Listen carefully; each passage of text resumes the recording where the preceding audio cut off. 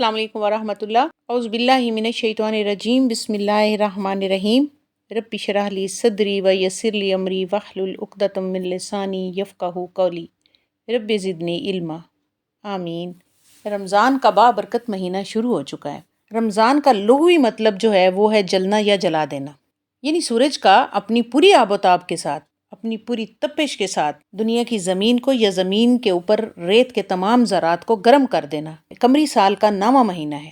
باقی تمام مہینوں کے نام، 11 مہینوں کے نام جو اسلامی مہینے ہیں وہ عربوں نے خود رکھے، لیکن اس مہینے کا نام قمری سال کا 9واں مہینہ ہے اور اس کا نام اللہ تعالیٰ نے خود رکھا۔ اس کا نام رمضان کیوں رکھا گیا؟ اس کا نام رمضان اس لیے رکھا گیا، جس دور میں یا جس وقت یہ مہینہ وقوع پذیر ہوا تو اس وقت سورج اپنی پوری آب و تاب کے ساتھ، اپنی جلالی کے ساتھ گرمی دے رہا تھا، زمین تپ رہی تھی اور جھلسا دینے والی گرمی تھی، جس کی وجہ سے اس مہینے کا نام رمضان رکھا گیا۔ آپ نبی کریم صلی اللہ علیہ وآلہ وسلم نے اپنی زندگی میں 9 سال روزے رکھے۔ روزے کا اور رمضان کا آپس میں کیا کنیکشن ہے؟ اللہ تعالیٰ نے اس جھلسا دینے والے مہینے میں، اس جلا دینے والے مہینے میں روزہ فرض کر دیا۔ اب روزے کے کیا معنی ہیں؟ روزے کے معنی لغت کے حساب سے، عربی لغت کے حساب سے یا شریعت کے حساب سے رک جانا، یعنی عربی میں اس کا مطلب ہے رک جانا۔ شریعت کی اصطلاح میں کھانے پینے سے اور ہر اس چیز سے جو روزے کو توڑ دینے والی ہو، ان چیزوں سے صبح صادق سے لے کر سورج کے غروب ہونے تک اپنے آپ کو روک دینا، یعنی کھانا پینا بند کر دینا، باقی تمام گالی گلوچ اور فحاشی کی باتیں، عیب جوئی، جھوٹ، ان تمام باتوں سے اپنے آپ کو روک دینا۔ سبحان اللہ! تو دیکھیں اللہ تعالیٰ نے کتنا خوبصورت کنیکشن دیا، امتزاج پیدا کیا کہ رمضان کے مہینے میں 30 دن ہے اور ان 30 دنوں میں 30 روزوں کو یا 29 روزوں کو فرض کر دیا گیا۔ اب کیا ہوتا ہے کہ ایک دن جب بندہ یا انسان یا مسلمان روزہ رکھتا ہے، اپنے آپ کو اللہ کے حوالے کر دیتا ہے، اس کی بتائی ہوئی اس فرض عبادت میں شامل کر دیتا ہے، تو اس کے اس دن کے اور اس سے پہلے کے جتنے بھی گناہ ہیں اللہ تعالیٰ وہ گناہ جلا دیتے ہیں، ان گناہوں کو جلا کر گرمی کی بھٹی میں راکھ کر دیتے ہیں۔ اسی طرح دوسرا روزہ آیا، پھر جو گناہ ہیں اس دن کے یا اس سے پہلے کے دوسرے دن پھر مزید گناہ جو ہیں وہ جل کے راکھ ہو جاتے ہیں، تیسرے روزے میں پھر گناہ جل کے راکھ ہو جاتے ہیں۔ تو اس طرح سے ان 29 یا 30 روزوں میں انسان کے پچھلے تمام گناہ جو پچھلے رمضان سے اس رمضان تک کے درمیان ہوئے ہیں، تو ان تمام گناہوں کو اللہ تعالیٰ جلا کر راکھ کر دیتے ہیں، اور 30 روزوں کے بعد یا 29 روزوں کے بعد انسان اس طرح سے ہو جاتا ہے کہ جیسے کہ وہ ماں کے پیٹ سے ابھی پیدا ہوا ہو، گناہوں سے پاک۔ اب اس کے پلے میں کوئی بھی گناہ نہیں ہوتا۔ سبحان اللہ! تو یہ ہے رمضان جلا دینے والا مہینہ۔ کس چیز کو؟ گناہوں کو۔ کس طریقے سے؟ روزے کے ذریعے سے، یعنی رمضان روزے کے ذریعے، اس خاص عبادت کے ذریعے سے انسان کے گناہوں کو جلا کر راکھ کر دیتا ہے، اور وہ اس طرح سے ہو جاتا ہے جیسے ماں کے پیٹ سے ابھی جنم لیا۔ سبحان اللہ! دیکھیں اللہ تعالیٰ نے اپنے بندوں پر کتنا رحم کیا ہے، یہ ان کی نوازشات کا عظیم شاہکار ہے کہ اللہ تعالیٰ نے اپنے بندوں کو اس طریقے سے گناہوں سے پاک کر دیا۔ ظاہر ہے ہم بشر ہیں، انسان ہیں، خطا کے پتلے ہیں، ہم سے ہر وقت گناہ سرزد ہوتے رہتے ہیں، ہماری زبان سے، ہمارے اعضاء سے ہم نہ چاہتے ہوئے بھی پتہ نہیں کتنے گناہ کر دیتے ہیں۔ اب آپ یہی دیکھیں کہ زمین پر اکڑ اکڑ کر چلنا بھی منع ہے، تو جب کوئی انسان اکڑ کر چلتا ہے یا زمین پر زور سے پیر مار کر چلتا ہے تو یہ بھی گناہ میں شمار ہوتا ہے۔ اگر آنکھ اٹھا کر کسی کی شکل کو غور سے دیکھ لیا ہے، یا کسی کے ساتھ بدتمیزی کر دی ہے، یا کسی کے لیے کوئی اشارہ کر دیا، یہ بھی گناہ ہے۔ ضروری نہیں کہ کبیرہ گناہ، چھوٹے چھوٹے بہت سارے گناہ ہیں جو ہمیں نہ چاہتے ہوئے، نہ جانتے ہوئے بھی ہم سے سرزد ہو جاتے ہیں۔ تو اللہ تعالیٰ نے ان گناہوں کو، ان صغیرہ گناہوں کو بخشنے کا ایک خاص طریقہ رکھا ہے جو سال میں ایک دفعہ آتا ہے، اور اس سے اللہ تعالیٰ اپنے بندے کو گناہوں سے پاک کر دیتا ہے۔ اس رمضان کے مہینے میں گناہوں کو جلا کر راکھ کر کے انسان کو پاک کر دیتا ہے۔ سبحان اللہ! سبحان اللہ!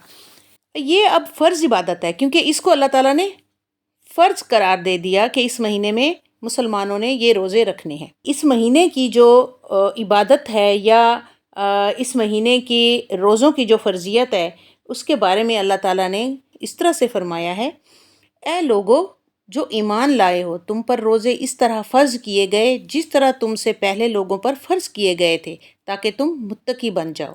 پھر اسی طرح دوسری جگہ فرمایا، سورۃ البقرہ آیت نمبر 185، پس تم میں سے جو اس مہینے کو پائے تو چاہیے کہ وہ اس کے روزے رکھے۔ اسی طرح حدیث میں بھی روزے کی فرضیت اس طرح سے ثابت ہوتی ہے۔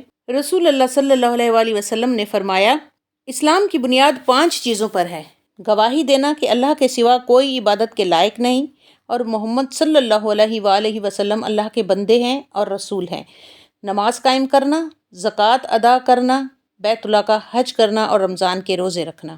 روزہ فرض عبادت ہونے کے ساتھ ساتھ بے شمار فائدوں کا بھی حامل ہے اور اس کا لازوال اجر و ثواب ہے۔ روزہ جنت میں داخلے کا ذریعہ بھی ہے۔ جنت کے 8 دروازے ہیں، ان 8 دروازوں میں ایک دروازے کا نام ریان ہے۔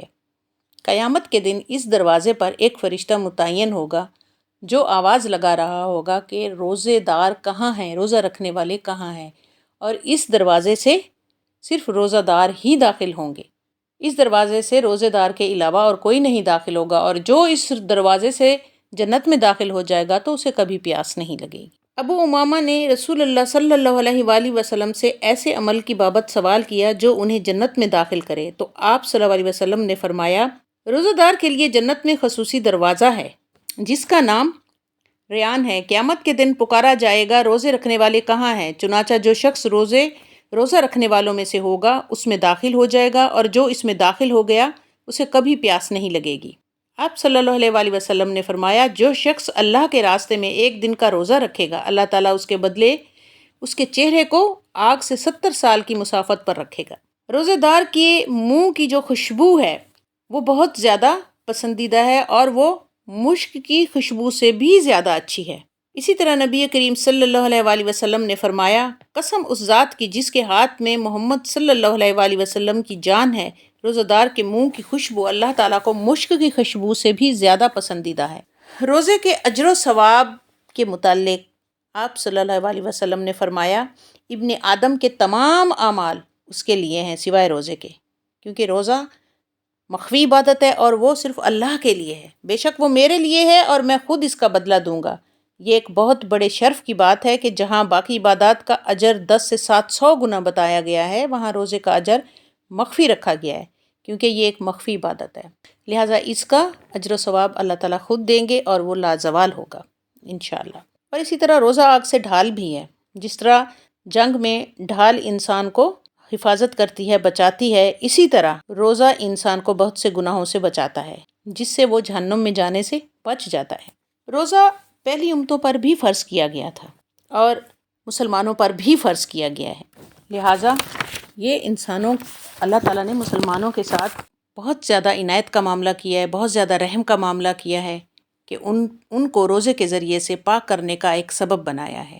اسی طرح روزہ مسافر اور مریض کو روزہ رکھنے کی رخصت دی گئی ہے کہ اگر کوئی شخص مریض ہے اور اپنی بیماری کی وجہ سے روزہ نہیں رکھ سکتا تو وہ چھوڑ دے روزے کو، اور اسی طرح مسافر سفر پر ہے تو وہ بھی روزہ چھوڑ دے۔ لیکن ان دونوں مریض اور مسافر کو روزہ چھوڑنے پر کفارہ نہیں ہے بلکہ قضا ادا کرنا ضروری ہے، یعنی اگر نہیں رکھ سکتے روزہ شرعی عذر کی وجہ سے یا بیماری یا سفر کی وجہ سے تو روزہ چھوڑ دیں، لیکن روزے کے اس چھوڑنے پر کفارہ نہیں ہے، لیکن قضا لازمی ادا کرنی ہے ان دنوں میں جب بیماری کا حملہ ختم ہو جائے یا رمضان کے بعد جتنے بھی روزے چھوٹے ہیں سفر یا بیماری کی وجہ سے تو وہ دوبارہ رکھ کر ان کی گنتی کو پورا کیا جائے۔ اس طرح روزے کے 3 درجے بتائے گئے ہیں، ایک عام روزہ ہے، دوسرا خاص روزہ ہے اور تیسرا خاص الخاص روزہ ہے۔ اب عام روزہ کون سا ہے؟ عام روزہ وہ ہے جس میں انسان مباشرت سے رک جاتا ہے اور پیٹ بھرنے سے رک جاتا ہے، یعنی روزہ تو اس نے رکھ لیا اور بس کھانے پینے سے رک گیا، نہ تو اللہ کے لیے کوئی عبادت کی، نہ اپنی نمازوں کی کوئی پرواہ کی، نہ بول چال پر کوئی پابندی لگائی، نہ گالی گلوچ پر پابندی لگائی، بس ایک پیٹ کو بھرنے سے روک دیا اور شہوت سے روک گئے۔ دوسرے درجے کا جو روزہ ہے وہ ہے خاص روزہ۔ اب خاص روزہ کس طرح کا روزہ ہوتا ہے؟ اس میں یہ ہے کہ اگر آپ نے کھانے پینے سے اپنے آپ کو روک دیا ہے تو اس کے ساتھ ساتھ اپنی زبان، اپنی نظر، اپنے ہاتھ پاؤں، کان اور تمام اعضاء کو بھی گناہ سے بچانے کی کوشش کی۔ یعنی خاص روزے میں آپ نے کھانا پینا بھی روک دیا، یعنی آپ نے اپنے پیٹ کو بھرنے سے بھی روک لیا، شہوت سے بھی آپ رک گئے۔ اس کے ساتھ ساتھ آپ نے اپنی نظروں کو گناہ کرنے سے بچایا، زبان کو گناہ کرنے سے بچایا، ہاتھ پاؤں کا گناہ، کانوں کا گناہ یعنی گانا یا اس طرح کی غلط باتیں سننا یا غیبت والی باتیں سننا یا کسی بھی قسم کی غلط باتوں کو سننے سے اپنے کانوں کو محفوظ رکھا اور اپنے تمام اعضاء کو گناہوں کے ارتکاب سے بچا کے رکھا۔ پھر تیسرے درجے کا جو روزہ ہے وہ ہے خاص الخاص روزہ۔ خاص الخاص روزہ وہ روزہ ہوتا ہے جس میں انسان اپنے پیٹ کو بھرنے سے بچاتا ہے، شہوت سے روکتا ہے، خوراک کھانے پینے سے بھی رک گیا وہ، لیکن اس کے ساتھ ساتھ اس نے اپنے دل کو بھی پاک رکھا، اس کا بھی تزکیہ کیا اور اس میں برے خیالات کو آنے سے روک دیا اور اللہ تعالیٰ کی یاد کے سوا وہ ہر چیز سے رک گیا۔ تو یہ ہے خاص الخاص روزہ، اور اس روزے کا خاص تعلق جو ہے وہ اللہ تعالیٰ سے ہے اور انسان کی اپنی نیت سے ہے کہ نیتاً یہ روزہ اللہ کی رضا کے لیے رکھا جاتا ہے، خالص نیت کے ساتھ اللہ کو راضی کرنے کے لیے۔ تو اللہ تعالیٰ ہم سب کو خاص الخاص روزہ رکھنے کی توفیق عطا فرمائے، آمین۔ یہ روزے سے متعلق تھیں چند باتیں۔ پھر اسی طرح نبی کریم صلی اللہ علیہ وآلہ وسلم نے فرمایا کہ جس نے ایمان کے ساتھ اور ثواب کی نیت سے رمضان کے روزے رکھے اس کے گزشتہ سارے گناہ معاف کر دیے جاتے ہیں۔ یعنی وہی بات کہ رمضان روزوں کے ذریعے سے انسان کے گناہوں کو جلا کر راکھ کر دیتا ہے اور اس کے سارے گناہ ختم کر دیے جاتے ہیں، معاف کر دیے جاتے ہیں۔ اللہ تعالیٰ ان کو بخش کر اس طرح سے کر دیتا ہے کہ جیسے کہ ماں کی پیٹ سے جنم لیا ہے اور گناہ اس کے پاس ہے ہی نہیں۔ اب ہمارے کرنے کے کیا کام ہیں؟ ہمارے کرنے کے کام یہ ہیں کہ ہم نے اس فرض عبادت جو کہ ہم پر مسلمانوں پر فرض کی گئی ہے، ہم سے پہلی امتوں پر بھی فرض کی گئی تھی، یعنی یہود و نصارہ پر بھی یہ فرض کی گئی تھی اور ہم پر بھی یہ فرض کی گئی ہے، بغیر کسی شرعی عذر کے ہم روزہ ہرگز نہ چھوڑیں۔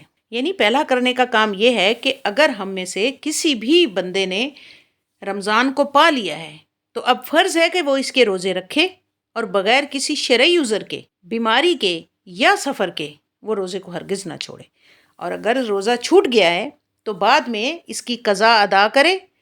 اس پر کوئی ممانت نہیں ہے اور نہ ہی کوئی اس پر کفارہ ہے، یعنی روزہ چھوڑ دینے پر کفارہ نہیں ہے، لیکن اس کی قضا کو بعد میں رمضان کے ختم ہونے کے بعد پورا کر کے تعداد کو پورا کرنا ہے ہر حال میں۔ اسی طرح روزے کو باطل کرنے والے تمام کاموں سے ہمیں بچنا ہے، یعنی ہمیں جھوٹ بولنے سے بچنا ہے، ہمیں روزے کی حالت میں اپنی زبان پر انتہا درجے کا کنٹرول کرنا ہے، اور یہ ہمارا کنٹرول جو ہے یہ سیلف کنٹرول ہے، ہمیں خود کرنا ہے یہ کنٹرول۔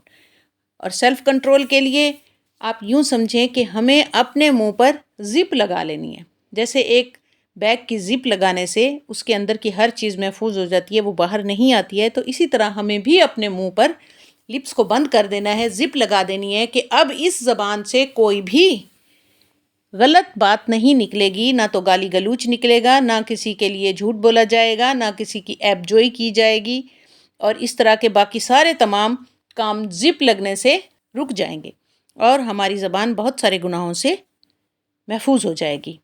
اس لیے گھر میں خاص عبادت کا اہتمام کرنا ہے، ذکر اذکار کرنے ہیں، عصر اور مغرب کے درمیان اللہ تعالیٰ سے خوب گڑ گڑا کر دعائیں کرنی ہیں، استغفار کرنی ہے، معافی مانگنی ہے، اور اپنے آپ کو خالص نیت کے ساتھ اللہ کی طرف رجوع کرنے والا بنانا ہے۔ دعا کرتے ہیں کہ اللہ تعالیٰ ہم سب مسلمانوں کو جنہوں نے اس رمضان کے روزے پائے ہیں اور وہ روزے رکھ رہے ہیں، اللہ تعالیٰ سب کی بخشش فرمائے اور سب کو خاص الخاص روزہ رکھنے کی توفیق عطا فرمائے، آمین ثم آمین۔ السلام علیکم ورحمۃ اللہ۔